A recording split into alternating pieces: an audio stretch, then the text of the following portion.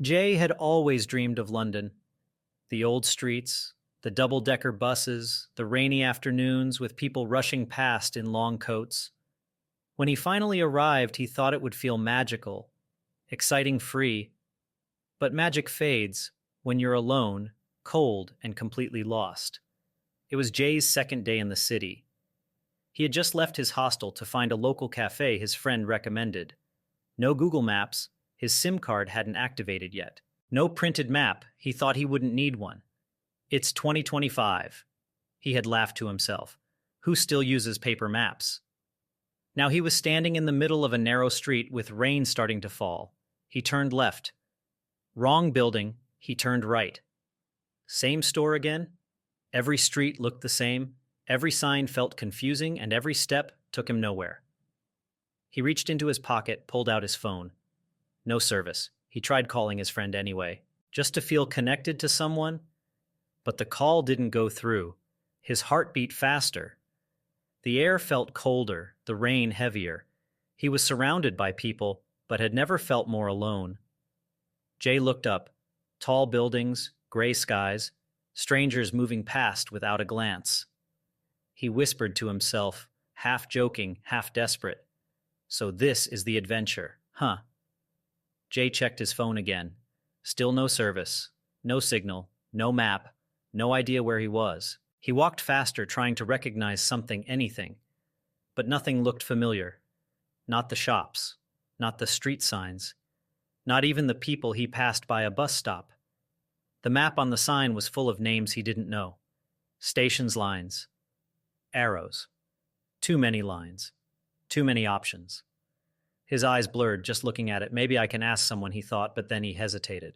What if they don't understand him? What if he says something wrong? What if they ignore him? He remembered the last time he tried to speak English in public, his voice had cracked, his grammar fell apart, and the other person had smiled politely, but clearly didn't understand. That memory came back like a wave, and this time it brought doubt with it. My English isn't good enough.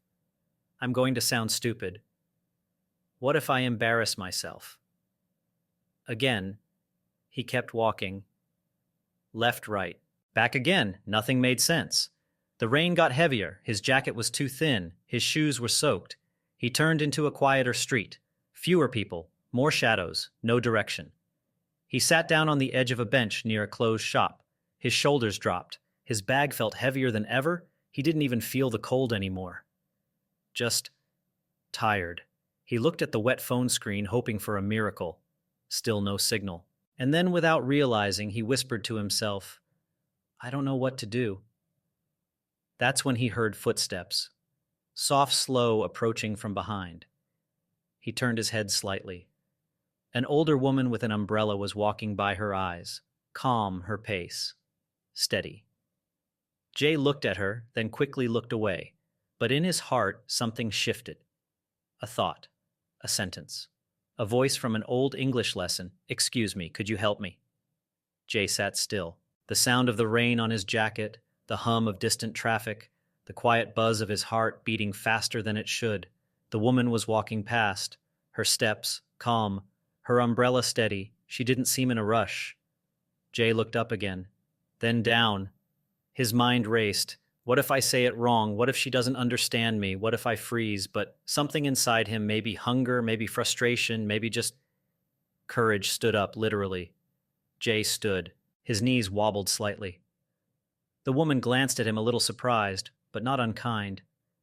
Jay opened his mouth, and for a second nothing came out, just air. Fierce silence. But then slowly, softly, clearly, he said, Excuse me, could you help me? The woman paused. Jay held his breath. She tilted her head, smiled warmly, and replied, Of course are you lost? Those words? Of course they felt like sunlight after days of fog. Jay exhaled. Yes, I'm looking for Dean Street, but I think I took a wrong turn. She nodded, pointed behind her. Dean Street. You're close. Just walk back 2 blocks, then turn left. It's near the bakery with the red awning. You'll see it. Jay listened carefully, nodded. Thank you. So much you're welcome, she said before walking on umbrella tapping gently against the rain. Jay stood there for a moment, soaked cold and smiling, not because he had found the street, but because he had found his voice. Jay followed the directions. 2 blocks left, turn red awning. He saw it.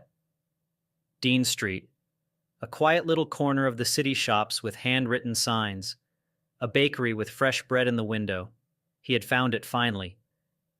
But the funny thing was, he wasn't in a rush anymore. He didn't run into the cafe, he didn't reach for his phone. Instead, he stood outside for a moment, just breathing. The rain had softened to a drizzle. People walked by with umbrellas, talking, laughing, living. Jay looked around. It wasn't just a street anymore. It was a reminder he had survived that moment of panic.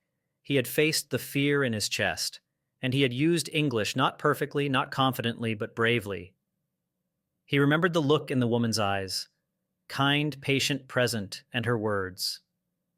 Of course, it was such a simple answer, but to Jay it meant everything, because it reminded him language is not about perfection, it's about connection. It's not just grammar, it's not just vocabulary, it's the courage to ask, the humility to be helped, the power to be understood, and maybe the power to understand others. Jay walked into the cafe at last, ordered a coffee in English.